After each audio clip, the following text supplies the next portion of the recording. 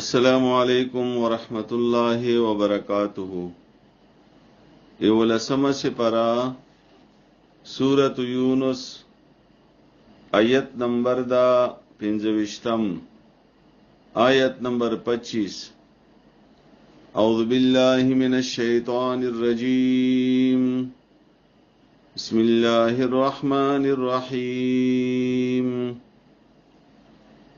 واللہ یدعو الى دار السلام ویہدی من یشاء الى صراط مستقیم.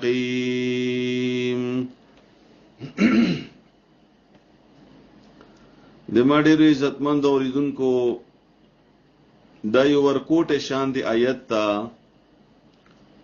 خو په دې کې الله رب العزت طرفنا ډیره د خوشحالي خبره مونږ د پارشتا ده. الله رب العزت په خپل فرمایي والله الله تعالی يدعو الى دار السلام. الله تعالی تاسو را غواړي هغه کور ته چې هغه د سلامتی کور ده. یعنی دا الله تعالی څومره لوی ذات ده که په دې باندې سوچ وکي. الله تعالی نه چاته محتاج ده او نه الله تعالی چانه کمزور ده. الله تعالی په هر شی باندې زورور ده. الله تعالی طاقتور ده او دا هر څه د الله تعالی په اختیار کې دي. الله تعالی چې څه وغواړي او مغه کولی شي او الله تعالی چې چاته څه ور کول وغواړي نو ور کوي شي. الله تعالی چې چانه یو شی بندول وغواړي نو بندوي شي. دومره لوی ذات تعالی او دومره لوی ذات سره سره الله تعالی ډیر مهربانه بادشاہ ده، ډیر رحم ولا بادشاہ ده، د توبې قبلونکې بادشاہ ده. نو الله تعالی په دې آیت کې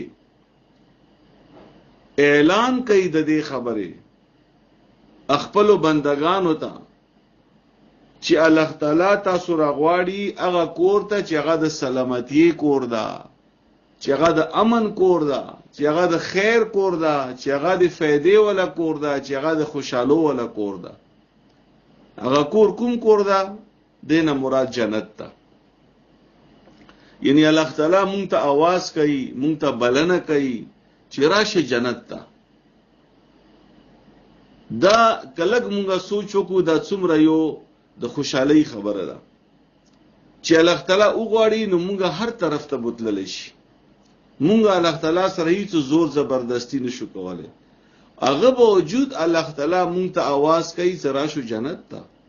تاسو ته ما جنت جوړ کړی دا، تاسو ته ما د خوشحالو کور جوړ کړی دا، تاسو ته ما د امن او د اطمینان کور مو جوړ کړی دا او هر قسم نعمتونه پکې دي چې کوم نعمت دغه جنت کې ده نو راشي جنت ته.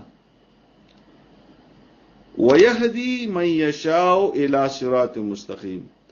او بل دا چې الله لار خي هغه چاته چې چاته خوښ شي.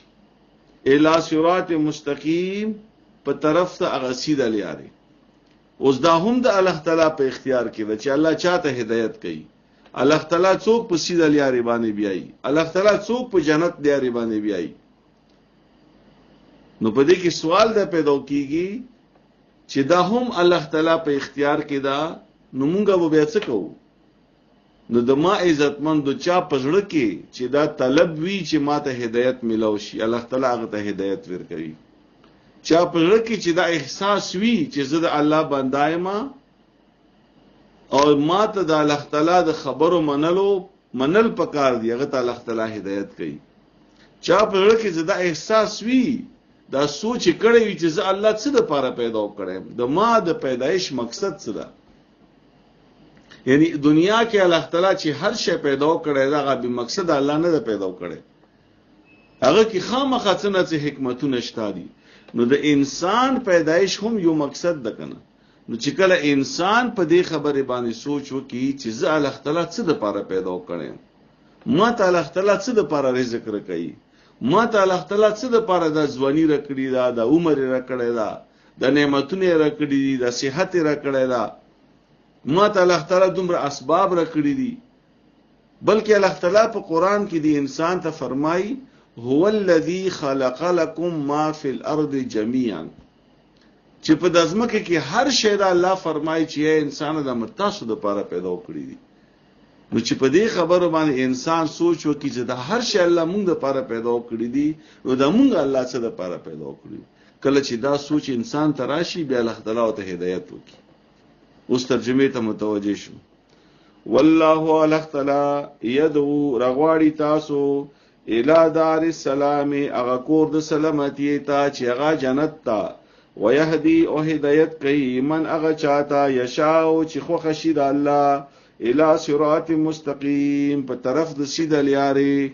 الله تعالی د په دې سبق باندې مو ته پویا، الله تعالی د په دې باندې عمل کولو توفیق راکړي. واخر دعوانا